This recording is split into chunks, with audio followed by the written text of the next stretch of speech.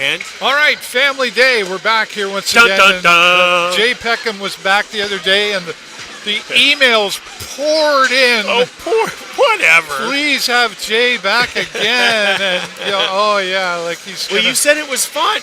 It was fun. Okay, good. Connor fun for Burke me too. is not feeling well today, so I hate it when that happens. He'll be watching. I'm not either. However, no, I know. But yeah, I know. But I don't mind spreading the plague he's still around here. myself. Right, Connor, he kind of woke up now for Connor. Absolutely. Family Day, and we're here. Absolutely. No, it's Family Day, and we're here. Absolutely. No, it's perfect. Yeah, it's great. I got my big boy here today, so it's all right. My youngest, came home from school. He's on a reading week or something like that. Oh, reading week. He's got a Is he reading doing week. any reading? He will be. Oh my Okay, goodness, all yeah, right. he's good at it. So I just know a lot of people use reading week for. yeah, but it's nice having him home. So I brought him to the Sting game today. Greyhounds are here today. We'll talk about that in a moment. But first, I want to brag. I got my Buzz and my Honey. You got them signed? They're signed. Oh my good! Right. I gotta go get me. The whole game. You're not allowed to what? leave. Oh my goodness. Yeah, Buzz and Honey are here because the what's going on? Doing it again. Facebook was dropping us. Yeah, we'll just keep going. We were having too much fun. Right. The hockey cards are out, as you know. Yes, right? I know yes. you've got yours. And I'm well invested already. Yeah. And, well, I know we could probably do a couple of shows on all your hockey cards. Yes, I literally have every hockey card that the Sting have ever produced. Wow, that's amazing. Yeah. Except. Well, I don't have signed Buzz and Honeys yet. I'll sell them to you. I bet you will. $50. $50 each. You know what? I'll tell you what. I'll give up my paycheck for those. Your paycheck? Yeah? From the government? No. This paycheck. Oh, this one. Oh, yeah. Okay. Well. You're about getting paid about the same as me, let me tell you. I bet. Yeah, the hockey cards are out. That's good. You know, looking at the penalty minutes on the board for the Sting compared to the Sioux. Wow. Yeah. And then points-wise, 71-38. So here we are. But that being said, notably, holy tail of the tape. Yeah. There's quite a few. Both the Martin. So Jeremy Martin's out. Zovalensky. Yeah. Winkelhofer. And Reed. Chase and Reed. Both the Martins are out on the Sioux side, and of course Beckham Edwards. Yeah, that's unfortunate. I want to talk about the post game that happened on Friday. Yeah. So get more information on Beckham. Coach Matt Turcotte come out. Okay. Which an 11-3 loss. Yes. The coach is going to have a lot to say. And, sure. Haven't gotten to know Mr. Turcotte too well just yet. He's definitely all business when he comes out for the post game. Fair enough. And he was very direct. And he discussed the officiating and how twice now our top players have been unprotected. Yeah. That's the way he put it. Now you think, okay, you're talking about being protected by your players, but he was talking beyond that. Yep. And he was careful how he said it because, there's kind of a unwritten rule, I guess, an that untouchability. You don't talk about the refs, but he was very clear, and he even said, and I'm sure I will get an email about this. But he was really making a strong point. It's definitely worth the watch. Yeah. It's about 8 minutes, and he kind of kept repeating that this is very concerning to me. Yeah, and you know what? So it's always been a bit of my philosophy, in all the things that I've, where I've been a coach or a player or whatever. Referees, their primary goal is to guard the safety of the players. Yeah, they set the tone for that. Like they let the players know what's accepted, what's not accepted, and if the game kind of gets out of their hands, it gets to be a real problem. You've always said that. And it's true. And that game certainly seemed pretty significantly lopsided.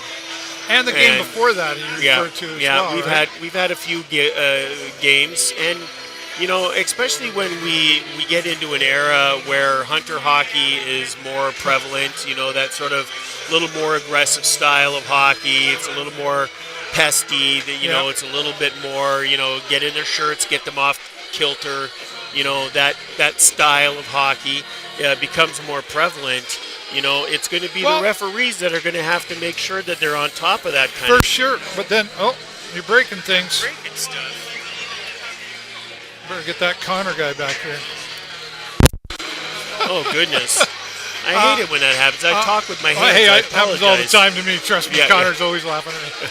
But, okay, and true, the safety factor, and then you talk, the hunter. There's a piece of that, though, you go like, when you get to the NHL, like let's talk about Lucas Fischer for a moment there. We saw a lot teasing him about being in the penalty box all the time. But there were things that he was doing that you can't get away with in the OHL. But when you go to the next level, those kind of calls, they don't get called. So I always felt a lot that he was playing like he was going to the next level, and that's maybe why he got so many of those penalties and that's on there, right? No, so that's there's a the fair balance point. between let's allow our next level, but then there's also we're here at the OHL and we have to set the tone and protect all of the players on the ice, not just the top players. I mean, we are junior hockey after all, right? I mean, and you can see, there is certainly transitions between all of the different leagues. And as you get higher in your skill set, the challenge gets harder. Right. And things get faster and things get more aggressive and stuff like that, right? On that we see note, that when it comes up from junior B and stuff, right? On that note, we talk about the players, we'll come back to the referees. There are 30 referees in the OHL. There's roughly 30 people sitting on the bench. There's 26, whatever, right? Every player on that bench is not ranked the same. No, absolutely There's a top right. player and there's a 30th player. Sure there is. Same with the referees. 30 referees, there's a top. And today, you might get number 28, 29 out there. So I'm just saying, we have to keep in mind that it's like a hockey team. They're all ranked at different levels. Well, there's that one guy, he's been here 10, 12 years. You think he'd have gotten better by now. Yeah, well, that's not the way it always works. No, that's not the way it works. No, for sure. So I think we have to have some forgiveness to it out there. Well, I was talking, just one more quick, I was talking to John over here. We were talking about it, and we were talking about the Olympics and the Canada-U.S. thing right now. And he wants the Olympic team to step in and blah, blah, blah, blah. I said, but here's something we got to remember, Jay. When we're not doing well, we really hate the referees. When we win a game, nobody ever says, way to go, refs, good job tonight. We used to talk about if you lose, you can't blame the referees. You got to have a better game, right? If you win, it's not because of the referees. Right. It's, you know what I mean? So, you get. And I mean, I've always been one of those people that has, I would never want to be a referee. It's a thankless, horrible, terrible middle job because you're gonna, you know what? Somebody's gonna hate you no matter what call you make. I'm picturing that, and I'm having a hard time getting past all the laughter. You couldn't see me out there. You know why you couldn't see me out there? You'd struggle seeing me on skates. Never mind skating. Fair enough. It's the big double axe handle off the top rope that I'd be looking for. That'd be fun. I'd see a guy coming along past me, and I'd go, there you go. No, but refereeing in general, the most thankless job, be mad at. No matter what your call that you make, if you make a call, someone's going to hate you. If you miss a call, somebody's going to mean like every. I would never want to do that. girls are women that are out there. But I'll be the first one to tell you did it wrong. I'll be the first one to tell you did it wrong, but I will be the first one to say, thank goodness for you. Yeah. Because frankly, refs, to keep games moving along and keeping them at least moderately civil. Thankless. Never want to be in that position. Who is being a referee? I was afraid to have this conversation because I'm talking about the refs. I got all the respect in the world for the refs if they're good. If they're not, they need to find a way to make refereeing better. Right? Because you can't 1 in 30, in terms of the refs, and we can't constantly be getting 28 and 29 on our rink. No, fair enough. All right. Well, thank you, referees, I guess is what he's sort of trying to maybe in a roundabout kind of way. Sort of way. Let's talk about Al Letang here for just a moment. I don't know if you saw that. I saw that. He just got picked up in Germany. He's gone back to Europe, which I caught wind of that just probably a couple days before it was officially out, and I was like waiting for the official. And then I was like, I'm not surprised because that's kind of where Al Letang comes from for playing hockey. Fair enough. He had some NHL games, but, the European League did him well. Leagues, yep. And at an intermission at one of their games. And kind of that team in that league only has about 6 games left. Yeah. And so that coach is gone. Yes. And it's announced at an intermission that the new guy, Al Letang's coming along right away. Similar to, I think I can say this out loud now, but, when Al Letang was relieved from his duties here, yes, he was away, he was on the road, and that's not typically how things go down. You might wait for 6 more games in Germany, right? Just finish it up, and then we'll see. So you always wonder, so what happened? We're never going to know. There's certainly more story to it. And it's someplace where he's familiar and comfortable, and I know and things like that. So I know his wife I wish Christy him all the as best. well, and she always kind of kept me in the loop. And they're familiar with Europe, like I said, and I know that they really enjoyed it over there. So maybe that's a part of it as well too. So congratulations, Al, and absolutely. Christy. And, it's nice to see him. He loves, so we wish him. It's Hounds. I mean, definitely in the Sarnia Sting here. Brothers are out tonight, and a few others. Oh, okay. Well, maybe we stand a better chance because they're good guys. Wish it were easier. Wish you were better. Yeah, and so we still need to. There. We were talking about before that, that groove, that we need to find that, ability for the team to gel, come together in a kind of happy mode. Yeah. But look at that and go, okay, how can we play better than that? Things, I do still believe in my heart that at some point the light bulb will just come on and things will just, that groove. Yeah. Unfortunately, it's really late in the season to do that, but well, where are we sitting here now? I mean, after 11-3, there was an opportunity to get a few more points to keep us in the game. So we're relying on other teams to lose. Yeah. The game. We do. So realistically, could it happen? Yeah. Well, I'm the other thing too is I'm hoping that maybe that after an 11-3 loss, I'm hoping that what they're saying in the locker room is, Oh, geez, boys, that wasn't so good, eh? We need to get out there and play a little better, and let's, we want to win here. We want to give our fans a win. We want to win for ourselves. Yeah. We want to show these people that we know how to play this game. It always makes you wonder, too, what those conversations are. I mean, you have Connor and I have talked recently about, the coach is giving you your orders, your advice, whatever you want to call it. All the staff are having their input on it.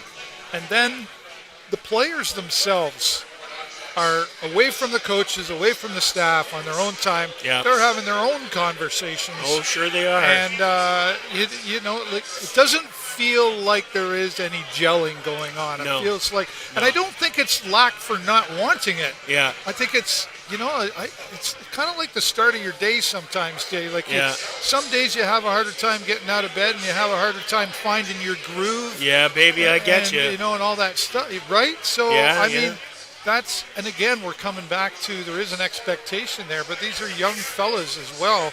So, there's lots of plus and minus on either side, but they're dealing with a lot. I started negotiations with Jake Bury the other day. I ran into him during that 11-3 debacle, but I told him, I said, you know what, you need to pipe me and Burrows into the dressing room at the you got to say, because we know how to fix it all. Yeah. And he said, well, why don't we just bring you down there? Yeah, sign me up. So we're in negotiations. Uh-huh. But maybe they just need somebody like us. Let me know how that's working out. Yeah, Did you need a negotiator to help you? Poor Jake didn't know what hit him. Oh, no, I guarantee you he saw you coming. Yes, he saw you coming. It's who's Connor? This is not Connor. New Connor. New Connor. No. Connor is Nick's Nick's a Barry guy. I've threatened him with tickets if he ever. So we'll see. Everybody's got their thoughts. Is there time to reset and? Well, I think there's time, but I mean, there can only be. Plan A doesn't work. There's no way C or D or whatever. We might be able to plot a path, but if it doesn't, we could be in the weeds. So, are we? See, I'm the guy though that says I never have a plan B. It's plan A all the way. Plan A might adjust. B is not. It's like saying, what's that saying? Shoot for the moon. If you miss, you land amongst the stars. No, yeah. I'm going to the moon. Yeah. I might fall along the way and fail along the way, but I don't know. The goal is I'm going to the moon. I'm ADHD, man. I got a plan Q for everything. Yeah, plan A all the way. I get what you're saying. It's a frustrating time too. Like you say, I was saying to my wife, and I'll be honest with you, I love coming here, but go to do that Sting game today. And she said, yeah, I know. But she goes, imagine the boys today tightening up their skates and have to go out and play. I'm like, I know, right? Yeah. But, I mean, I guess really all I'm saying is that, there is a plan. I think there's a plan. There is a way. There is a path. But the probability of that happening, is incumbent on us winning games. Yes. And, if we can't make that initiative, no matter of, if they lose and they lose, then, we might have a shot at this.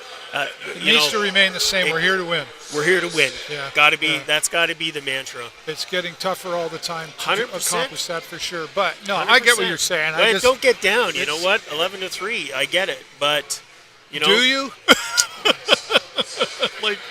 I don't want to get it, but I think I do. You know what I mean? Yeah. Like, everybody can wake up and have a bad day. We had bad defensive day that day. We hung our goaltenders out to dry, Yeah, and that was pretty rough. Sapenko in there, and then Quinlan back in there. There was a couple. You don't see that too often either, right? No. But, I mean, it was already decided the last game that Quinlan would be started. That was decided before that game even began. So, but I don't want to get down on Osipenko because, I mean, the truth of the matter is he's been playing pretty dang well. They both have. And so is Quinlan, you know what I mean? Yeah. Like, they were both kind of steps up. They're a good team in their own. Yeah, 100%, you know, so I'm not going to blame them for the most part, you know. You know, should they stop a few more goals? Maybe. But, you know, again, everybody has a bad day, but they're getting hung out to dry, you know, for 60 minutes, that's not a way to go. Yeah. And there was way too many odd man rushes and breakaway type opportunities, you know, for the Saginaw, and that just, you know, you can't let that happen. How do we win against the Sioux today? Like, I mean, our power plays have struggled. We picked up. We got a little better on the power plays for a while, but now we've kind of gone back the other way where they're struggling. Our special teams are struggling. Our defense is struggling. There's a lot happening out here. Now you come against a team like the Sioux, even without their top players being in there, or at least quite a few missing. You're still up against the top team who's got about 100 less penalty minutes. Yep, they're deep. For sure. Every line on the Sioux does something. Now, that being said, you could look around on the Sting and you could look at our first lines, and a lot of times our fourth and third lines are pulling it off better than our first. Yeah, and you know what, it's really hard for me to say because, you know, as a coach, what I would do is probably really quite different. Right now, I just want to see that systems are being, you know, they're being run the way they should be.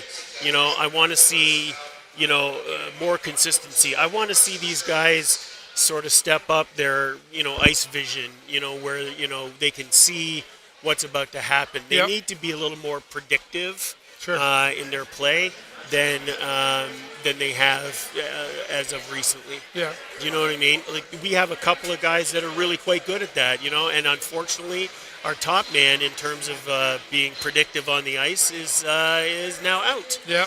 You know, and I predict Beckham will be out for probably a couple more games. Yeah, and that's unfortunate, you know, because he sees the ice really well. So it is bad timing for us.